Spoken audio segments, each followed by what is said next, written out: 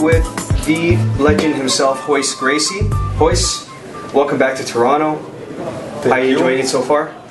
The weather was nice yesterday. Today's cold again. Yeah, I know. We've had some very volatile weather here of late.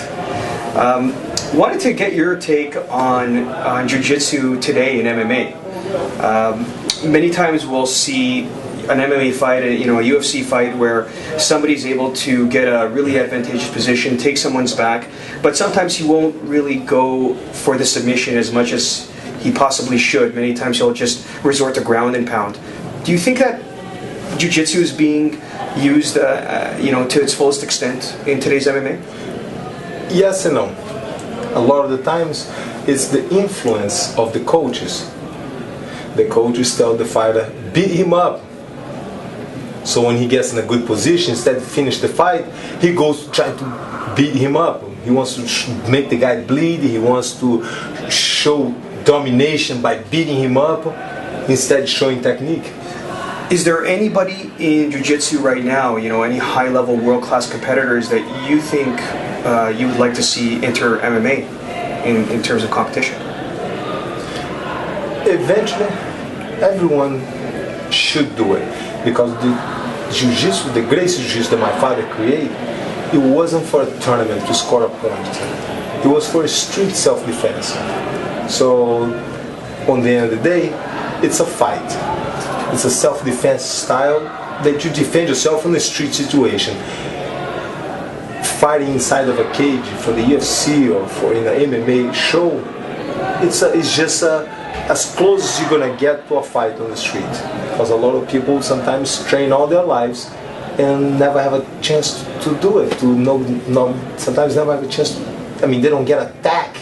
They don't get in a fight on the streets. So by entering MMA, yes, he will have a chance to use. But the jiu-jitsu that my father created, it wasn't for a point system for a tournament. It was for a fight.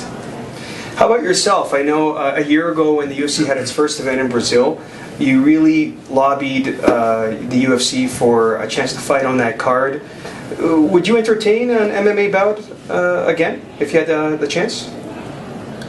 I talked to them. I told them I'll give you until last year. So I showed some interest. Nothing came up. That's fine. I'm happy. I'm good. Had a good career. Was there anything really weird you had to deal while competing against somebody?